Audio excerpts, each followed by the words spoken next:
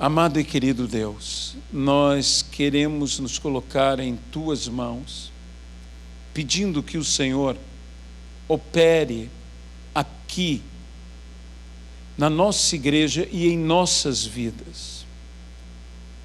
Leva-nos, ó Senhor, para que nós possamos, como diz a Tua palavra, experimentar em nossas vidas qual seja a boa, qual seja a agradável e a perfeita vontade de Deus para as nossas vidas. Queremos viver plenamente a Tua vontade. Por isso, ó Senhor, abençoa-nos. No nome de Jesus Cristo. Amém e amém, Senhor. Eu convidaria você a abrir a sua Bíblia no livro do profeta Joel. Livro do profeta Joel, capítulo de número 3. Livro do profeta Joel, capítulo de número 3. Versículo de número 14.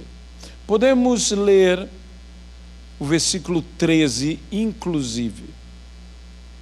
Lançai a foice, porque está madura a seara. Vinde, pisai, porque o lagar está cheio, e os seus compartimentos transbordam, porquanto a sua malícia é grande. Essa é uma palavra de juízo que o Senhor traz em relação ao grande e terrível dia do Senhor. E que não é em qualquer momento, é no momento que a seara está madura, está pronta a ser colhida. E por isso diz, lançai a foice. Isto ocorria no momento da festa de Pentecostes. O livro de Joel e o Pentecostes, a descida do Espírito Santo, estão grandemente relacionados. Muitas vezes nós nos preocupamos com as palavras como o grande e terrível dia do Senhor. Você tem que se lembrar que o grande e terrível dia do Senhor, em primeiro lugar, é grande. E só depois ele é terrível.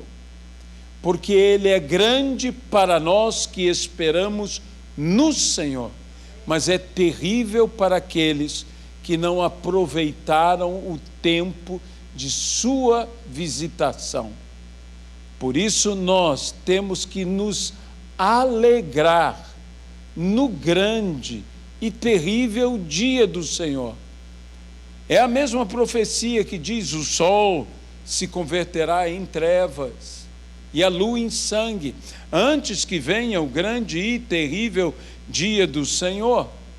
Mas, no meio de todas estas palavras, essas palavras que são ditas, inclusive, é falado ao fraco, uma palavra poderosíssima, dizendo: diga o fraco, eu sou forte. E meu irmão, digamos, eu sou forte. O Senhor nos fortalece. Mas como o fraco dirá, eu sou forte?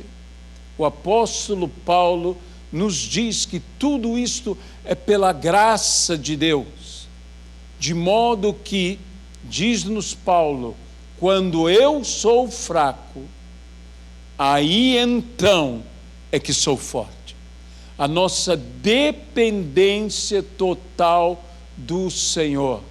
Por isso nós podemos dizer, mesmo em nossa debilidade, mesmo em nossa fraqueza, eu sou forte. Porque quando eu sou fraco, aí então é que eu sou forte. Porque tudo posso naquele que me fortalece. Mas acima de tudo, a nossa palavra se baseia no versículo de número 14. Multidões, diz a Bíblia, multidões no vale da decisão, porque o dia do Senhor está perto, no vale da decisão. Multidões, multidões no vale da decisão. Que Deus abençoe a sua palavra em nossas vidas. Escolhas e decisões. Qual a diferença entre uma escolha e uma decisão? Aparentemente, uma escolha e uma decisão são a mesma coisa, mas de fato, elas fazem parte de um processo. Talvez um processo até mesmo cadenciado, de uma para com a outra. Mas elas não são propriamente a mesma coisa. Uma escolha implica normalmente numa opção. E uma decisão em uma vontade. Você necessariamente não precisa ter uma opção para ter uma decisão.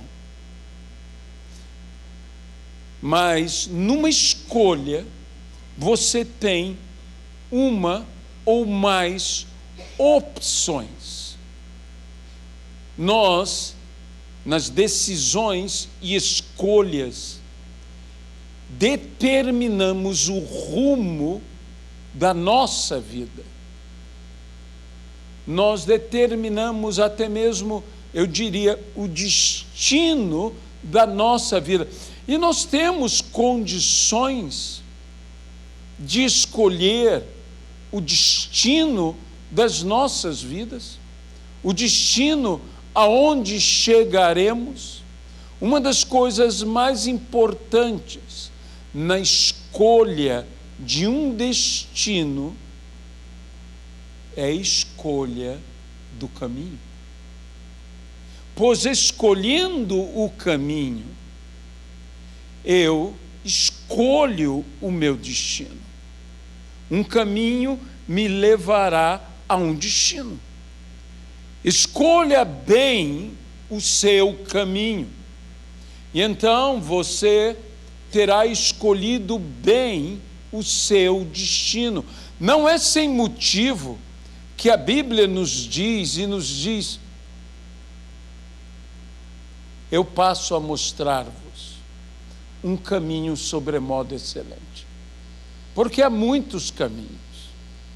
E o apóstolo Paulo nos diz, na primeira epístola de Paulo aos Coríntios, no final do capítulo 12, no início do capítulo 13, eu passo a mostrar-vos um caminho sobremodo excelente, onde Paulo fala do amor, o caminho do amor, e que nós devemos optar, escolher este caminho. Há outros caminhos, mas nós devemos nunca nos esquecer de que Jesus também disse a respeito dele próprio, que ele era o caminho, a verdade e a vida. E se você quer o melhor destino, eu te mostro agora o melhor caminho. Ele é Jesus. Ele é Jesus. A todos que porventura hoje nos veem, nos ouvem, eu quero dizer a você Escolha este caminho. Escolha este caminho. Esse caminho que não há caminho melhor. E você escolhendo este caminho, você alcançará o melhor destino. Não há destino melhor do que o destino que Jesus nos leva por meio dele próprio, sendo ele o caminho, sendo ele a verdade, sendo ele a vida. E como eu posso escolher este caminho? Eu posso escolher este caminho simplesmente crendo em Jesus Cristo. E a todos quanto receberam, deu-lhes o poder de serem feitos filhos de Deus, a saber, os que creem no seu nome. Creia no Senhor Jesus Cristo e serás salvo, tu e toda a tua casa. Mas o texto aqui nos fala de uma decisão. De uma decisão. Multidões e multidões no vale da decisão. Em primeiro lugar, nós, como servos do Senhor, temos que estar prontos a poder ajudar a estas multidões que estão no vale da decisão a tomarem a melhor decisão, a tomarem a decisão correta, a fazerem, se assim for necessário, a escolha e a escolha certa. A palavra do Senhor nos fala desse vale, vale da decisão. Quando nós nos decidimos, nós estamos perante toda uma jornada, com princípio, com meio e com fim. Isso é uma decisão. Encontramos nas Sagradas Escrituras diversos textos que nos falam de pessoas que tomaram boas e más decisões. E entre as decisões honradas, as decisões de Daniel e de seus 3 amigos, que decidiram não se contaminar com as iguarias do rei. Isso foi toda uma jornada de vida, foi uma decisão para toda a vida.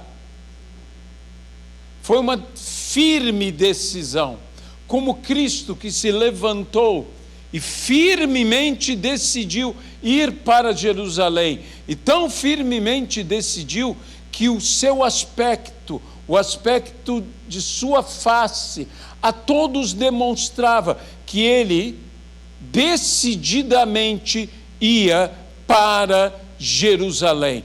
Nós temos que ter estas decisões em nossa vida. No vale da decisão, você tem basicamente 3 opções: voltar atrás, desistindo, ir em frente no que você está decidindo, ou ficar parado e transformar o vale da decisão no vale da indecisão. Assumir uma indecisão. E a indecisão, muitas vezes, é o que mais destrói, uma vida, é o que mais nos precipita em quedas, são as indecisões.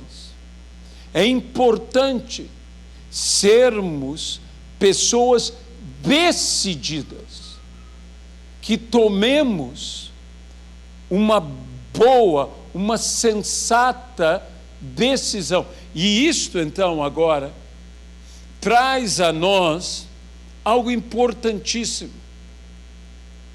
Não é apenas decidir-se, é decidir corretamente. É saber fazer uma decisão certa.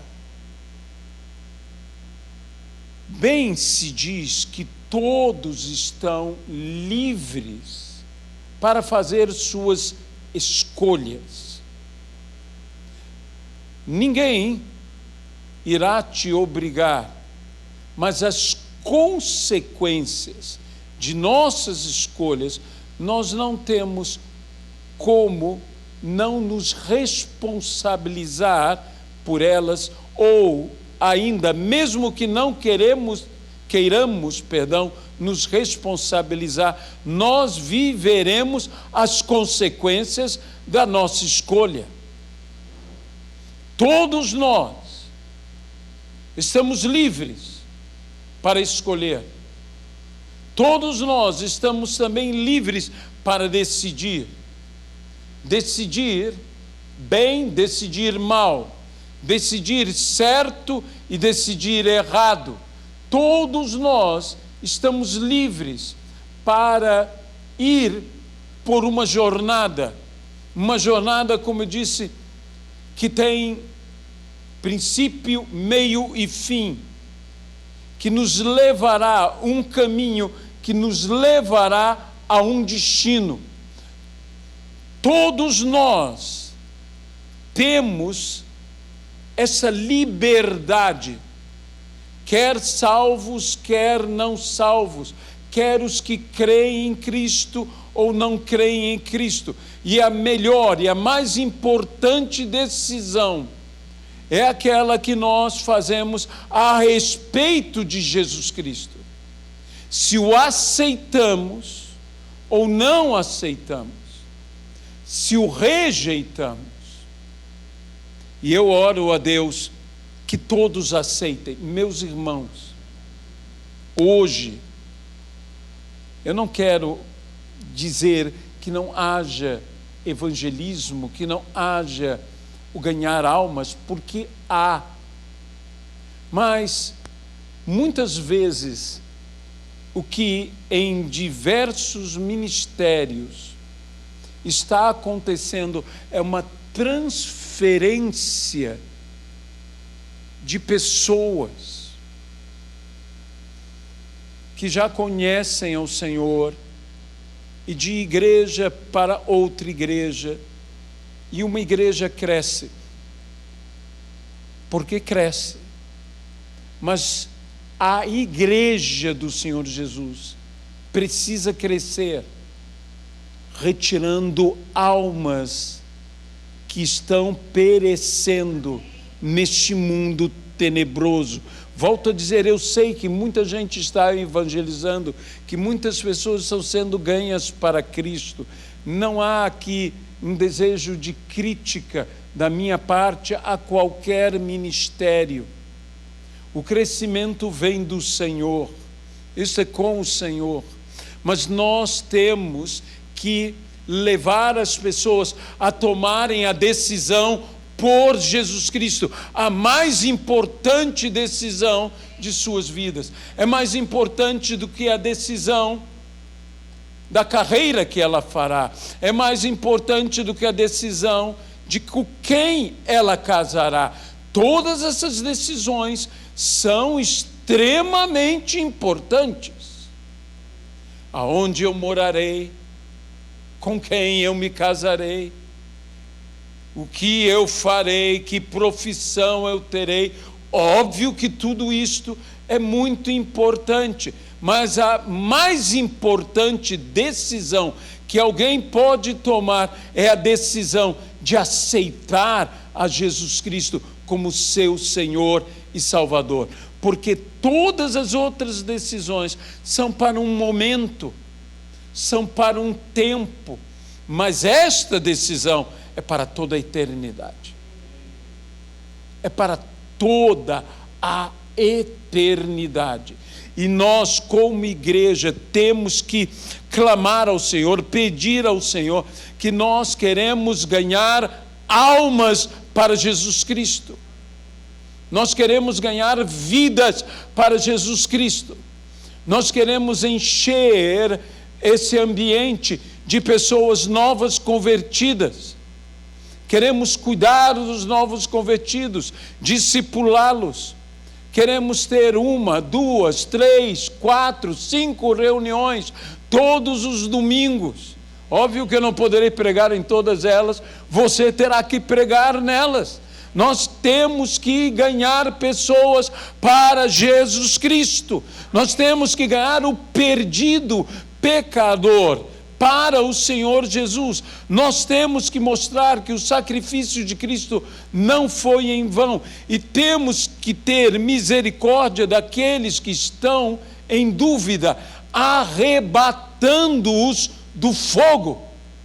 Mas para isto, nós também temos que tomar firmes decisões. Nós também estamos no vale da decisão. Nós também temos que nos decidir. Eu oro ao Senhor para que você não decida retroceder. Que você diga como a Bíblia diz: nós não somos daqueles que retrocedem. Nós não somos daqueles que retrocedem. Nós avançamos. Mas é importante que nós avancemos e avancemos corretamente. Há aquele que não retroceda, mas não avance. Como disse, que transforma o vale da decisão no vale da indecisão. Eu não quero ficar num vale da indecisão. Eu não quero ficar indeciso. Eu não quero me demorar na minha tomada de decisão, que gera para mim toda uma jornada, toda uma nova caminhada, toda uma carreira. A carreira que nos está proposta, é o que a Bíblia diz. Carreira essa que nós devemos correr, não de qualquer maneira. A Bíblia diz: correi como aquele que leva o prêmio. Nós temos que correr como vencedores. Nessa carreira, nós temos que correr decididamente. Você sabe que uma corrida, muitas vezes, ela é vencida, ou como qualquer disputa, antes mesmo da competição. Porque aquele que não carece ser vencido, porque ele já vai derrotado. Uma das coisas que é necessário que nós venhamos a ter é crer em nossa vitória. Creia que você é, como a Bíblia diz, mais que vencedor em Cristo Jesus. Por vezes, essa postura de fé nos leva, e deveria nos levar, por causa da nossa fé em Cristo, que Cristo nos escolheu, a dizermos não num massagear do nosso próprio ego, mas dizer: eu posso, porque Ele disse que eu posso. É como Pedro disse naquele encontro com Jesus, ao lançar as suas redes, dizendo: Senhor, tendo trabalhado a noite inteira, nada conseguimos, mas confiado em Tua palavra, eu lançarei minhas redes. Não confiado nas condições, não confiado em mim mesmo, não confiado no meu barco ou nas minhas redes, não confiado em outra coisa que não seja confiado em Tua palavra, eu lançarei as minhas redes. E eu quero dizer a você: confie na palavra do Senhor e lance as suas redes. E você verá o milagre acontecer. Nós temos que ter essa confiança, até esta autoconfiança, por causa da nossa fé em Jesus Cristo. Saiba, isso não é para tratar da sua autoestima. Eu creio que nada faça tão bem a nossa autoestima como a estima que nós podemos ter do alto. Essa é que é a estima que faz diferença. É a graça de Deus, é o amor de Deus, é o cuidado de Deus para conosco. E então, você confia e confia em você. Por quê? Porque Ele realizará em cada um de nós tanto querer como efetuar. Se você sente uma insegurança, dizendo, eu não sei se eu posso, eu não sei se eu consigo, tudo isso são efeitos da indecisão, dizendo, eu gostaria tanto. Paulo mesmo diz, o bem que eu quero fazer, eu não faço, e o mal que eu não quero fazer, este venho a fazer. Mas Paulo diz, mas é Ele quem executa em mim, ou quem realiza em mim, tanto querer quanto efetuar. É Ele quem opera todas essas coisas, opera tudo em todos, visando um fim proveitoso. Nós temos o Espírito Santo que opera em nós. Você se lembra que nós falamos aqui um pouco da palavra paracleto no grego, que Jesus disse, eu rogarei ao Pai e Ele vos enviará outro paracleto, o Espírito Santo da promessa. A palavra paracleto, que é consolador, confortador, conselheiro, encorajador, exortador. A palavra paracleto, originalmente, ela significa aquele que anda junto. Aquele que anda junto. Isso é um paracleto. E que nós, se queremos ser também consoladores a outras pessoas, nós temos que entender, se você tem que exercer isso, você também tem que andar junto. Você tem que caminhar junto. Paracleto está ligado a isto, andarão dois juntos. Se não houver entre eles acordo, eu e o Espírito Santo, você e o Espírito Santo, nós e o Espírito Santo, precisamos estar em acordo para andarmos juntos. Ele, como paracleto, andando junto conosco. A Bíblia diz, é melhor serem dois do que um. Se um cair, o outro levanta. Ele é o meu paracleto. Se eu cair, o Espírito Santo me levanta. Se vierem contra ele, os dois o resistem. Se vierem contra mim, e o Espírito Santo é o meu paracleto, ele anda comigo, ele resiste comigo. Isso é algo maravilhoso.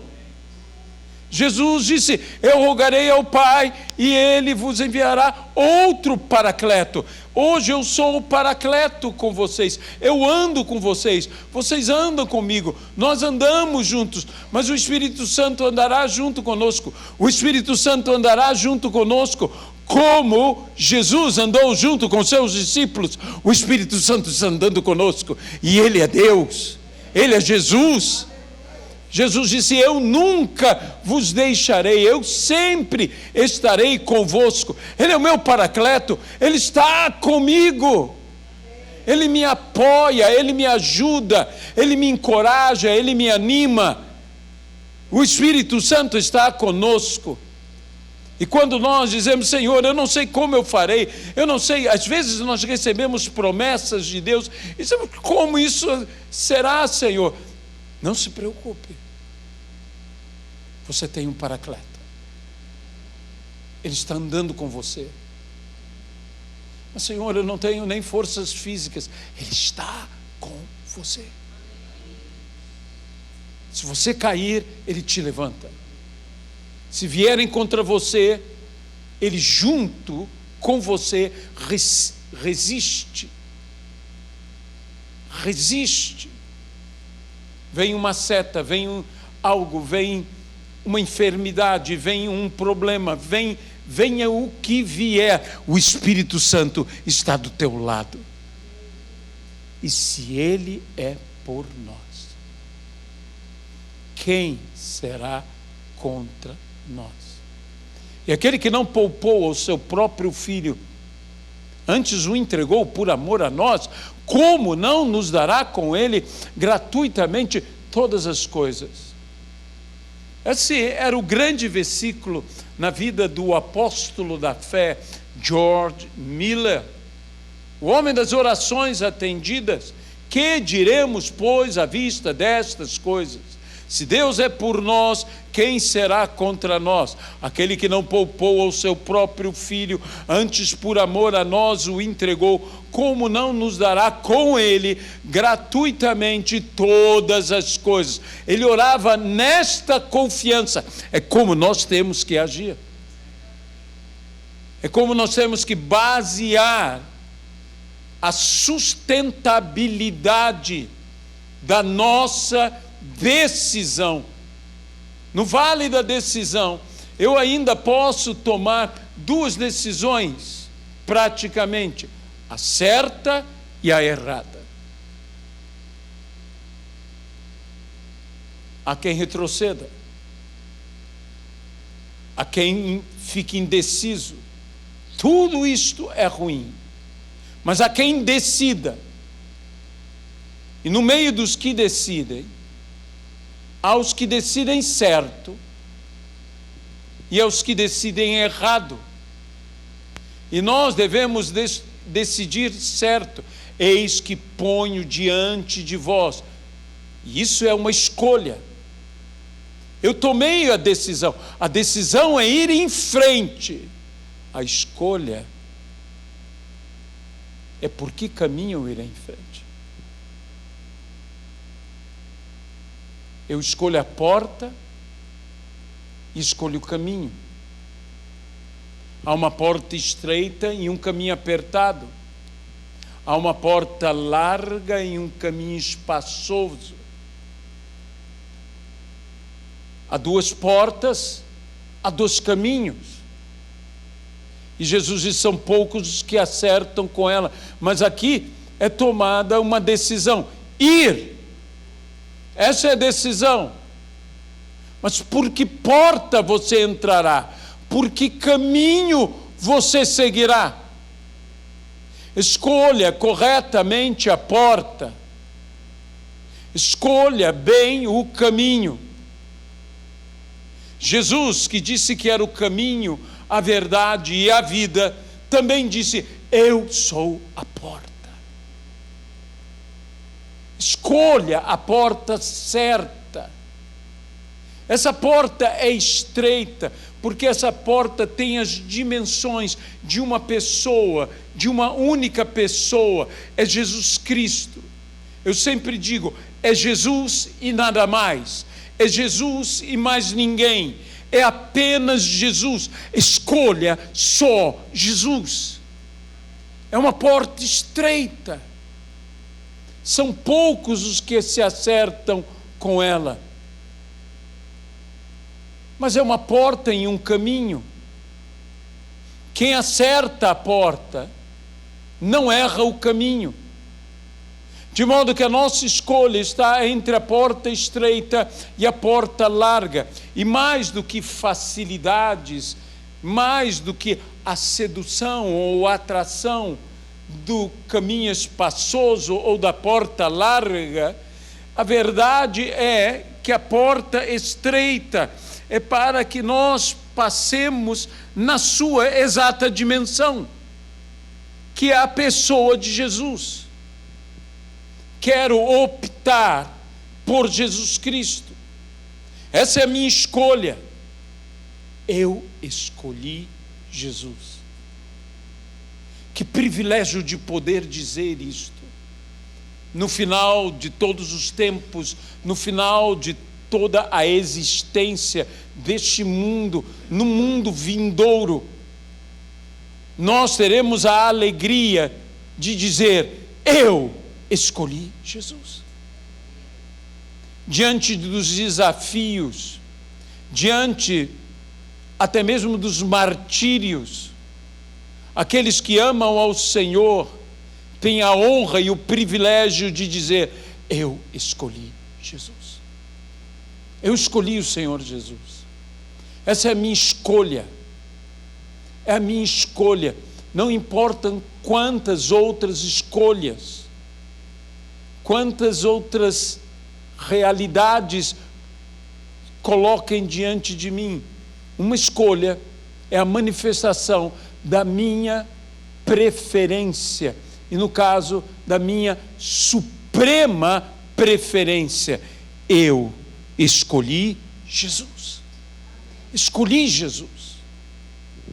Hoje, que por vezes o nome do nosso amado Senhor e Salvador Jesus Cristo nem é mais citado em hinos, nem é mais citado em mensagens, nem é mais falado na igreja.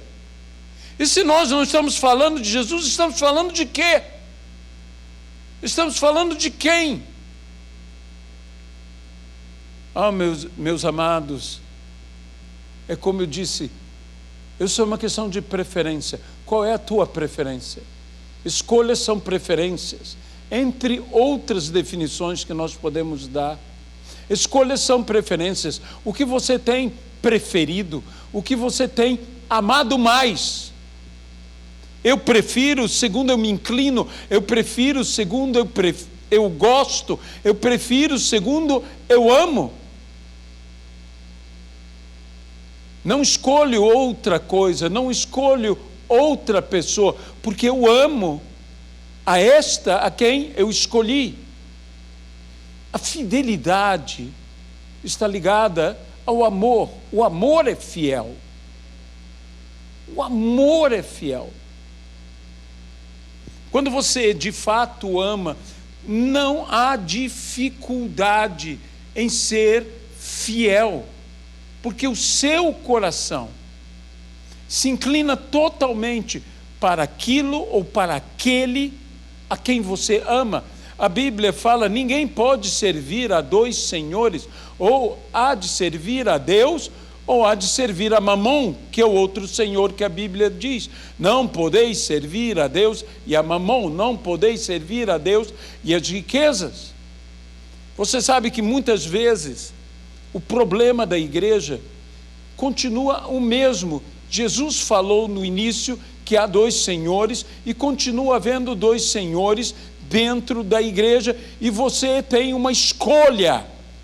O vale da decisão está diante de nós. Você tem uma escolha. Ou você escolhe a Deus, ou você escolhe a Mamon. Há de servir a um e há de não servir a outro. Há de amar a um e há de aborrecer ao outro. Como entender isto, que nós não podemos ser amigos de Deus e do mundo? É que você não pode ser servo de Deus e de Mamon. Quando eu sou amigo do mundo? Quando eu sou servo de Mamon. Quando eu estou rendido a Mamon. Quando eu escolhi ter Mamon como autoridade sobre minha vida. As riquezas. Pastor, você é contra sermos ricos? Faço votos que todos sejam prósperos. Ser próspero é até melhor que ser rico, porque tem rico que não é próspero, é apenas rico. E se Deus permitir que você seja rico, muito me alegrará. E se Deus permitir que eu seja rico, isso também me alegrará. Mas, entenda bem, nós fomos chamados para sermos prósperos. E isso necessariamente não significa sermos ricos. Para que tudo o que façamos venha prosperar, e prosperar de uma maneira maravilhosa. Como diz que José, tudo que José fazia, Deus fazia prosperar. Por isso ele era homem próspero. Ele não era próspero porque era rico, ele era próspero porque Deus o fazia prosperar em tudo que ele se aplicava, como as mãos de Salomão, ao fazer a obra, o fizeram de uma maneira próspera. Toda obra prosperou, toda obra, fosse da casa do Senhor, fosse da casa do rei, prosperou maravilhosamente. Deus fará a mesma coisa. Ele era rei e tudo o que ele fez prosperou, porque Deus fez prosperar. José era escravo e tudo que José fazia prosperava, porque Deus fazia prosperar. Isso é ser um homem próspero. E eu quero ser um homem próspero. Tudo que eu me aplicar há de se prosperar. Por isso eu tenho que escolher com muita sabedoria no que eu irei me aplicar. Fazer a escolha certa. Como eu tenho dito, esse caminho excelente não é apenas fazer as coisas com excelência. Hoje, talvez por causa da influência da mensagem Holt na igreja, essa pregação de excelência, excelência, excelência, você deve fazer tudo como a Bíblia diz, tudo que Jesus fazia excelentemente bem. Eu gosto desse excelentemente bem, porque se você não faz o bem, você corre o risco de fazer excelentemente bem algo errado. Não seja excelente no errar, porque tem gente que é excelente no errar. Tem gente que é excelente no falar mal dos outros. Tem gente que é excelente em criticar. Tem gente que é excelente em amargar. Tem gente que é excelente em perturbar. Eu não quero essas excelências. Eu não quero ser excelente nisto. Eu quero fazer tudo excelentemente bem e quero fazer o bem excelentemente bem. É isso que eu quero fazer. Eu quero tomar essa decisão que implicará na minha vida num compromisso. Toda decisão implica num compromisso. Há quase 41 anos passados, eu decidi, junto com Luiziana, sermos um só na bênção de Deus, nos aliançarmos. Isso se chama casamento. E quando nós tomamos essa decisão, um com o outro, diante de Deus, diante dos homens, nós iniciamos um compromisso. Eu estou comprometido com ela. Ela está comprometida comigo. Porque nós tomamos uma decisão. Decisão leva a um compromisso. Se estamos no vale da decisão, que venhamos a decidir corretamente. E muitas vezes, nessa decisão, nessa jornada, nós precisamos não apenas decidir certo, escolher certo, mas, além de acertar, para acertar, por vezes, precisaremos consertar. Por vezes, teremos que corrigir o nosso rumo, qualquer desvio, qualquer descuido, nós teremos que consertar. E você acerta, e você conserta com certo. Você não pode acertar e consertar com o errado. Sabe de uma das coisas que,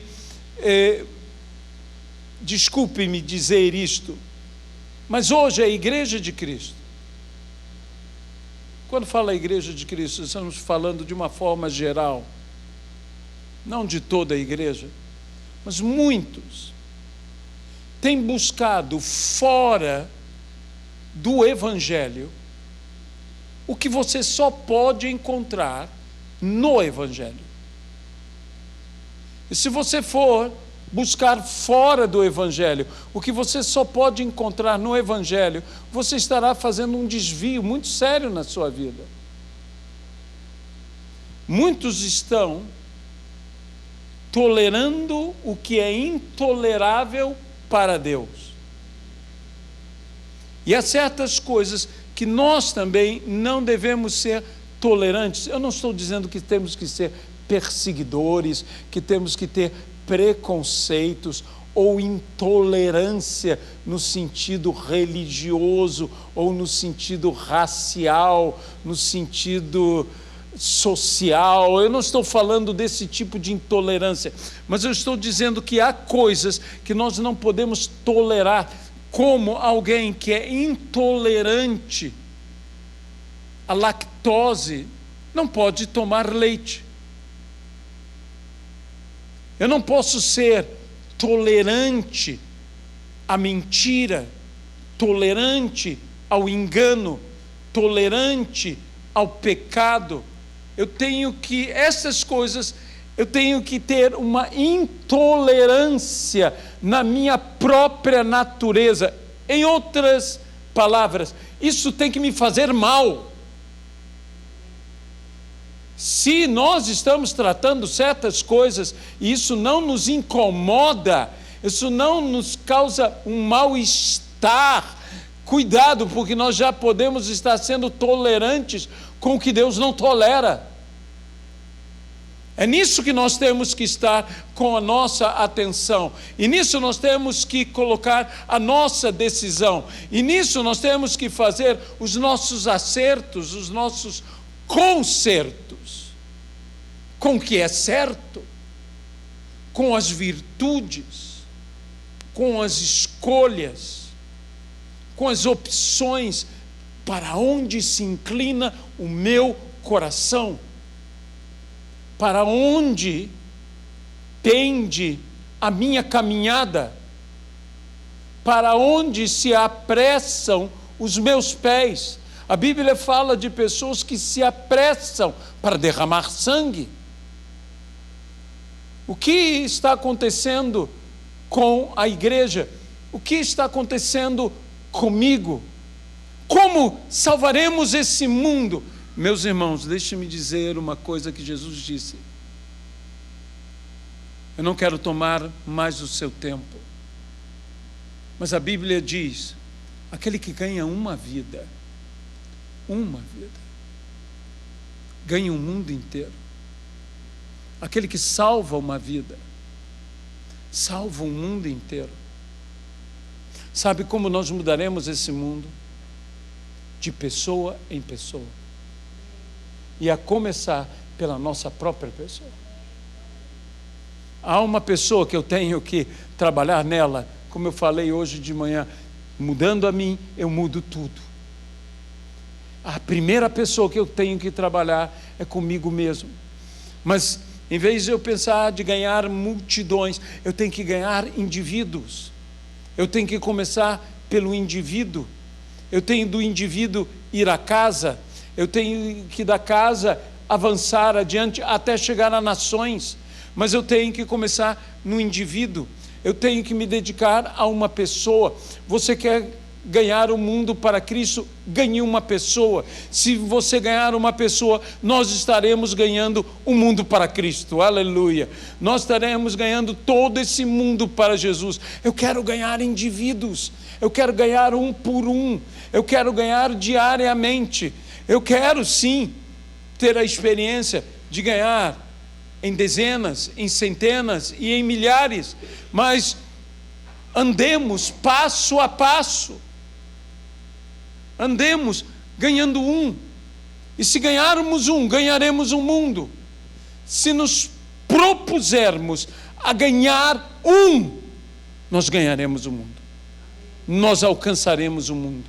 Mas se eu não me esforçar, se eu tornar o meu vale da decisão num vale da indecisão, nós nunca ganharemos ninguém. Porque nós nunca nos lançaremos a ganhar a alguém. Ganhe uma pessoa para Cristo. E você ganhará o mundo inteiro para Cristo. Porque quem salva uma alma, salva o mundo inteiro. Quem ganha uma vida, ganha o mundo inteiro. Amado Senhor Jesus Cristo, nós queremos tomar decisões e escolhas corretas. Escolher bem o nosso caminho. E assim, escolher o nosso destino. Abençoa-nos. Ajuda-nos aqui. Pelo poder do nome de Jesus Cristo. É o que nós te pedimos. Senhor, ajuda-nos no vale da decisão. Tira-nos das nossas indecisões. Que não sejamos como o homem de ânimo dobre, como as ondas do mar que avançam e recuam. Senhor, que não sejamos como aqueles que retrocedem. Nós te pedimos, ó Pai, que avancemos e avancemos corretamente. Eis que ponho diante de vós 2 caminhos, um de morte e um de vida. Foi o que o Senhor disse a Israel: escolhei, pois, a vida. Que escolhamos a vida. É o que nós te pedimos. E desde já, nós te agradecemos. No nome de Jesus. Amém.